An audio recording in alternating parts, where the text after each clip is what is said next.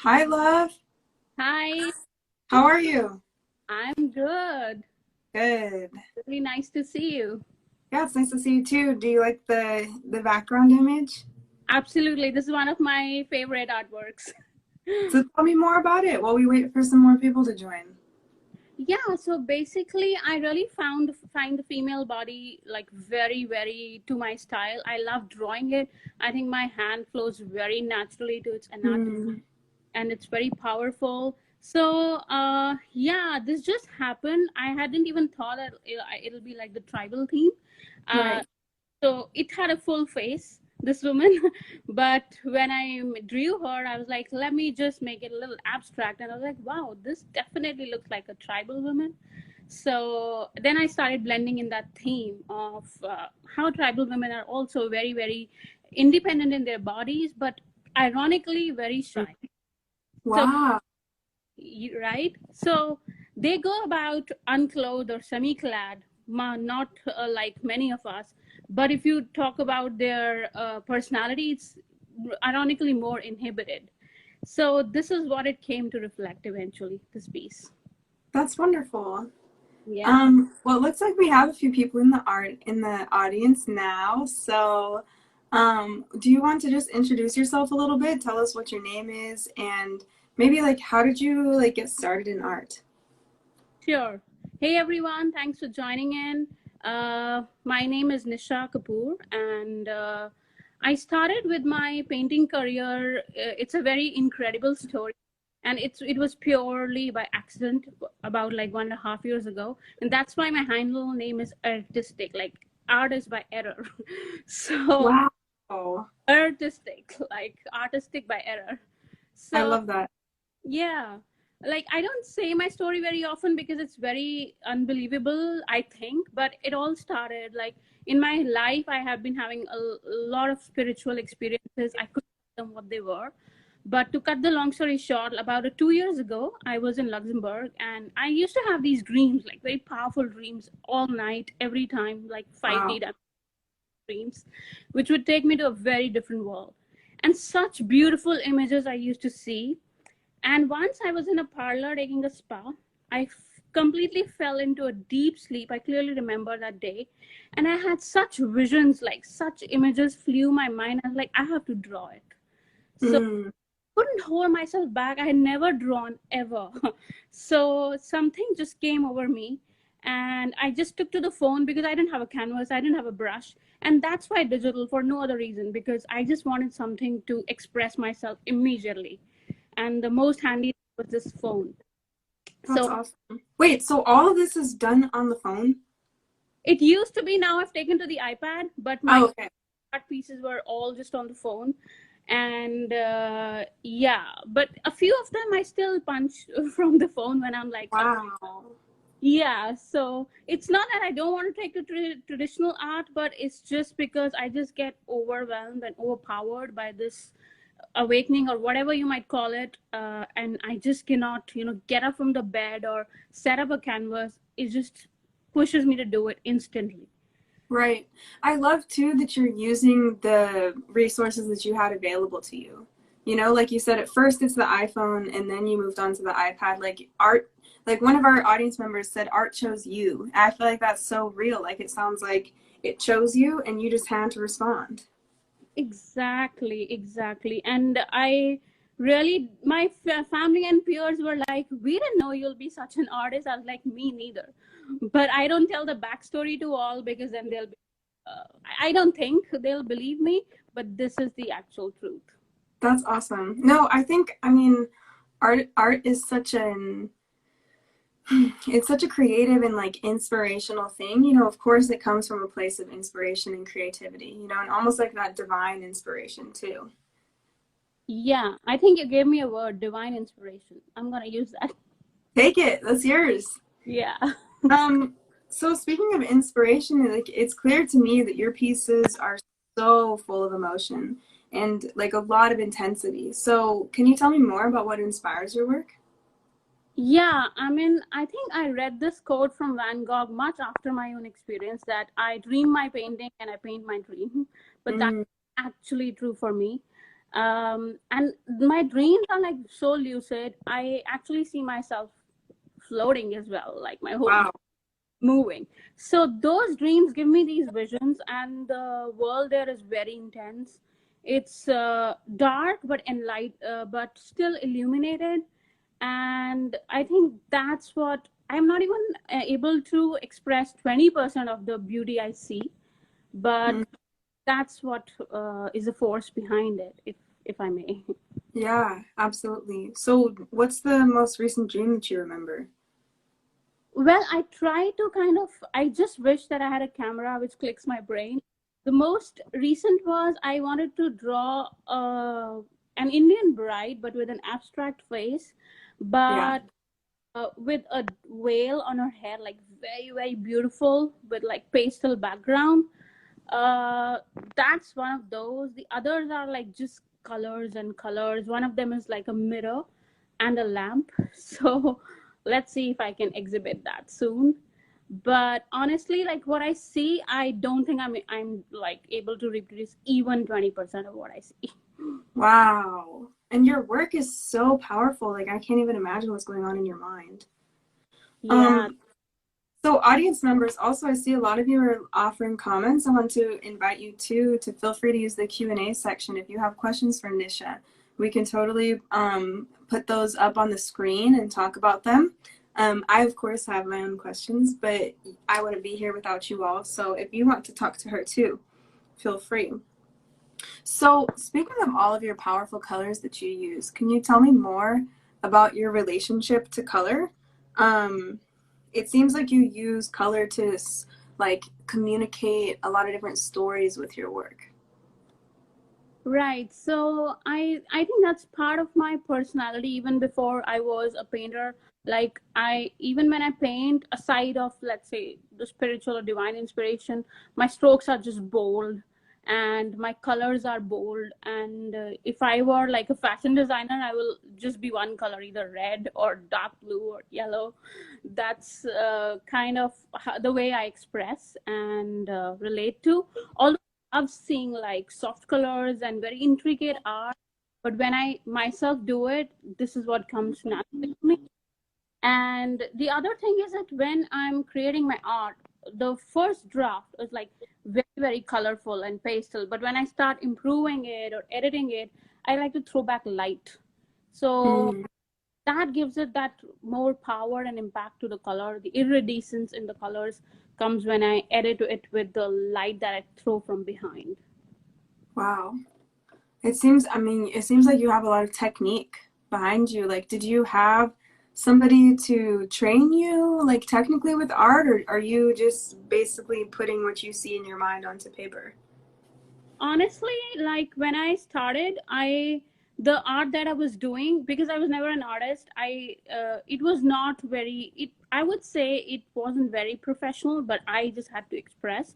But then I joined a lot of art groups in which I saw, got inspired, but I couldn't get myself to like teaching myself or taking a tutorial, because as I said, my motivation was like I just get up and I do Right. without being directed. But yes, those art groups, the art family, the artists, whatever, just by seeing them, I learned subconsciously a lot of the things, especially how to make my art look more gallery and more professional. I learned, I think one of the things that really works with me, and I learned that technique very subconsciously, how to give light to my artworks. And so when I finalize my art piece, I do a bit of Photoshop editing, just with that one or two tools that allow me to give light. Yeah. Nice. Tell me more about light. Why is it so important for you? Yeah. So I will be honest, the kind of artworks that I publish are not always what I 100% like in one go. Some of them I have to do because the audience likes them, Yeah. right? So the ones I know how that that, goes. so Yes. that's why I do several versions, because and amongst those several versions, one of them is the one that I feel pulled towards. So light is important because when I first draw, my art is like a rainbow color. All colors are there. But when I start improving it, I'm always attracted towards beige colors or golden brown or reddish or something that's dark but still red and brown. So, but all my art cannot be that color because I just wanted to experiment and try something new. That's why I give it light, even if it is in a different color. So it brings out that color, but also keeps the background dark, which is what appeals to me. Wow. And Oh, go ahead. and yeah, when I'm seeing the different variations, the I mean, despite me, the one that is, throwing color from behind or glowing and sparkling makes me go wow. And I was like, I'm just publishing this. Yeah. So So, I mean, your pieces, I mean, it's clear. I only have the one up right now, obviously, but it seems like a lot of your pieces, they have like those deep backgrounds, the deep colors in the backgrounds, and then the photo or like the image that you put together really does come through because of the light. And like when I was looking through your Instagram page, it almost kind of made me feel like I was in space, if that makes sense. Like, because the background's so dark and it just kind of like sucks you in. And I felt like I was like floating around like a planet or something. thank you. Yeah, I mean, that's like a bit of what I also feel when I put my artwork out. Sometimes I put in pieces which I know the general audience will not like, and I'm like, what the heck? I have to sometimes see what I like also. But it turns out, yeah. Yeah, I mean, you're the artist, you know, like the audience wouldn't have you if you weren't you. You know what I mean? So like sometimes we do have to do things to kind of appease the audience, but also like I think as artists, it's also important to remember that everything that we're inspired by and that we make creatively is like it's important for us to do that because we wouldn't be who we are as artists without everything that inspires us, if that makes sense. Exactly. And like, yes, attention from audience and others is great, but unless I like feel I'm not able to express, I can't take to the iPad then. So yeah. Right. Yeah, totally. I love this. We have Gangsta Guri in here that says, "You are creating the art for you and it inspires others." I love that. That's such a simple way of putting that, that you're really doing it for you because you just feel called to do it and feel like almost compelled to do it. Yeah. And then other people are just like, yeah, I need this too. Yeah, I never thought actually. And at one point, I was like, even if I'm not liked or appreciated, I cannot help it. And Right. I'll just keep doing it irrespective. But I'm glad that you guys also can relate to it and like it. So thank you. Yeah. So, speaking of other people liking your work, I know that you're an internationally exhibited artist. So, what is that like? Tell me more about that. Well, it definitely, although at my core, as I said, I will continue to, paint and draw, even if I don't get recognition. But the fact that I did, it really puts me on kind of a platform and validates that being me is working. So, because people were always like, before when the galleries and all recognized me, my friends used to say, your work is very different, very unique, and I didn't understand because I didn't try it for it to be like that. I knew no other way, so I didn't understand. I was like, maybe they say that to everyone, I'm their friend, yeah. So it was good, but I wasn't like, I couldn't feel it deep within. But when I got the attention of the galleries and certain exhibitions and art fairs internationally, it definitely made me believe my art even more. And as I said, although as an artist, I would say it doesn't matter, keep doing what you want. But once I got this recognition, I think the world just opened up, like one after the other, one art magazine after the other. And it all happened again very miraculously just in March. Can you Wow. believe? Like the raw artists approached me first, which is like Nice. a wow platform. And after Yeah. that, galleries from Milan, Paris, and I was like, what's happening? Is there some conspiracy going on? I couldn't believe it. But yes. So this has just been happening for you since March of this year. Yes. yes. Wow. So that's really interesting too. It's like while the world is going through a global crisis, like you're kind of having an individual experience of like blooming. Yeah, exactly. And I hate to say this, like when people say, "How is COVID and how are you doing?" I'm like, and as in, I'm not being regardless of the atrocities the world is facing, Right. but I'm having a great time. I don't know why. Right. Because I'm just being immersed in my own experience. So yeah. That's really cool, honestly. And wow. So, I mean, it seems like you're really aligned then. Like, do you feel like you're kind of like on your path? I definitely feel so because I don't think it will be unnatural that in March I got suddenly one platform after the other and big names started approaching me, and Right. there are like very greater artists than me out there as well, which No, okay. don't say that. Yeah, right. But I couldn't believe that I couldn't lift my head up in March because I was so immersed. So I do feel there is a path and I'm on it now and Wow. feel very elevated. Uh, That's so cool. And it looks like some of our audience members are agreeing too. Like, and it is interesting, this time that we're in globally, which is a huge disruption of the entire world's cultures. And thank you, Michelle. She says my lighting is great. I just had to interrupt myself. But anyway, um, so there's like a huge global disruption going on, but um, for some people, it does seem like the way that life has been forced to change has been working. yes. Does that make sense? Yeah, like people do say jokingly that hey, I'm an introvert, so this is the best time of my life. But Right.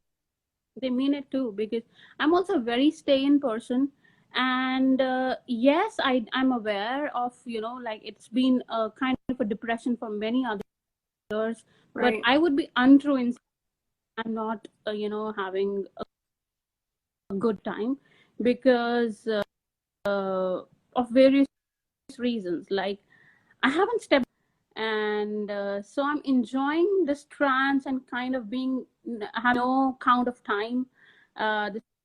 This timelessness, I'm enjoying that. Not wanted to complicate it with the COVID, but yes, aside of that, I am enjoying this period. Yeah, and I really appreciated what you spoke to also, just saying like that this is your truth, and this is a really like fearful time and grieving time for a lot of people, and also, that's not your truth, and denying that would be denying yourself. Yeah. Wow. Exactly. So about Paris and Milan then, like how does that work now that we're in kind of this like stay at home type lifestyle? How are you going to exhibit your work overseas? So yeah, I think many of the galleries have gone digital. Like recently, I was exhibited in Milan. It was a completely digital Oh uh, wow, exhibit, and it wasn't that's awesome. that they just set it up on laptops. It's a physical gallery with digital screens. So it's like a two-floor gallery or something. So they did a 1 hour tour. So yeah, that's happening. Then there are art competitions happening at least, and National Drive again that you can exhibit your artwork from your windowsill. So I'm Oh, participating in that. So that's cool. yeah, actually, I think everyone should join it. It's on the June 6th. It's just National Arts Drive. And Okay. great moment. Yeah. Well, yeah, I actually, so back when we had like gallery shows at the studio before this happened, one of the very first artists we bugged, her name's actually Sammy. Oh no, are we losing her? Wait, which one of us are we losing? Nisha, are you still there? Can you see me on Instagram? Yeah. Oh, okay, now you're back. Okay, cool. But I can. I think what my videos. what was I saying? Oh, back when we had our gallery shows like at the actual physical gallery, one of the very first artists that we booked, her name is Sammy, and she's called Artemis Rose when she's doing the art. And she actually was in Raw too, so she was telling me all about it. It seems like a really cool opportunity. Yes, and I really like that they're living up to what they said, that they are a community for the artists, and they're doing a lot of bit by supplying discounted art supplies and doing this national arts drive, and they're also asking general audience to do a drive-in. Like there are artists and drivers. So an artist will be on the Google map, so drivers can actually see their art at that location and donate to their PayPal, etc. So yeah, it's a very nice endeavor. That's awesome. Yeah. So, Nisha, do you have anything that you want to promote that you have coming up, like specifically? I know you kind of like touched on some of your stuff that you want, people to involve themselves in, but like for our audience, where else can we find you on the internet? Right. So I think I really want to develop my own website because there are several links where people can look me up. One is a raw artist platform. My link is there right now in my bio. So rawartist.com/Nisha Kapoor. Then I'm also on a very coordinated platform called Immersive platform, and I'll soon be posting about that. So they are kind of collecting around maximum 150 artists around the world. Invited me as well. Hello, am I there? Cool. Congratulations. I think I got stuck again. I can hear you, but I can't. But yeah, your video does seem like it's stuck, but I can hear you still. That's awesome. Okay, I think And I'm back now. yes, I think so too. And so one of our other co-founders, actually her name's Abby, and she's the owner of the studio where we had the gallery shows. She's actually like a marketing and brand specialist type person. So if, I don't know that she would be able to support you with like the actual development of your website, but when you're getting that ready, if you want some pointers just on like how to put yourself out there, like how to create a branding portfolio, things like that, she can definitely support with that, and she would love to. She loves helping our Parlour artists. See how that worked out, right? I'm so glad. Yes. I was just thinking yesterday that I need to ping few of my friends, guys, help me with the website, and now I have somebody who I can reach out to. So yeah, so I will. I'll connect you guys through DM or something when we're done with the interview. Sure, thank you. Cool. So, oh, did you want to say something else? No, I'm good. Okay. I was just gonna say I would love to invite any more questions from our audience if you all want to, because we are going to be signing off here soon. And before that, Nisha, what would be like something that you would like to leave artists with? I would say, what's something for somebody that's brand new getting? Oh, now I'm back. Okay. And then what is something, so something for somebody brand new that's getting started, and then something for someone who maybe is in their art but kind of feeling stuck, like feeling that kind of like creative block. What kind of advice would you give to those two different people? Right. So for me personally, what I feel is like art has no rules. So if you think that you want to be just yourself and you cannot listen to tutorials because you cannot cope up with that, fine. But if you think you're like more of a realism artist and you would want to go step by step with techniques, that's also fine. So for me, I don't look for much advice because that does not work for me at all. I tried and I suck at it. My artworks don't come out well. But Nice. for you, look at advice, and if you follow a great artist and if you think that works for you, that's your truth. So absolutely no rules. Like people keep saying be original, I say be you. If you are one who can mimic, or not mimic, but learn from others in a technical way, that's fine. So yeah, that's one. Secondly, sometimes what I feel is that if one of my pieces got a lot of appreciation, I like the one that we just exhibited, so I always feel like the audience be as good, but that doesn't work like that. Yeah, this piece. So it doesn't work. for me at least, if I keep my previous art pieces to the one that I'm doing right now, deliver well. So that's one kind of move away from. I don't vie for the same appreciation and likes. I just let the piece speak to me. And thirdly, I would say art groups had helped me a lot. Many times your peers and families wouldn't much understand what you're doing because they don't know the process of the artist. They want to see the end product most because they are buyers, they are the audience. But art groups welcome you even if you're going through a journey. There could be a little toxicity there as well, but you need to strike your balance. So that's what works for me, that, you know, just putting my art out there, getting even 2 or 3 strong appreciations just kept me going. So awesome. And it seems like that resonated with one of our audience members too. I just want to say, Nisha, before we sign off, I really just appreciate how much you encourage yourself to just be you, as well as how much you're encouraging other people to be you. I think when people who are artists whose work gets a lot of notoriety really like just inspire people to be authentic, like it really means a lot to people, and it gives other people permission to be their most authentic selves too. So thank you. Thank you so much, and thanks everyone for joining, and to the team for giving me this platform. Thanks a lot. Yeah, you're so welcome.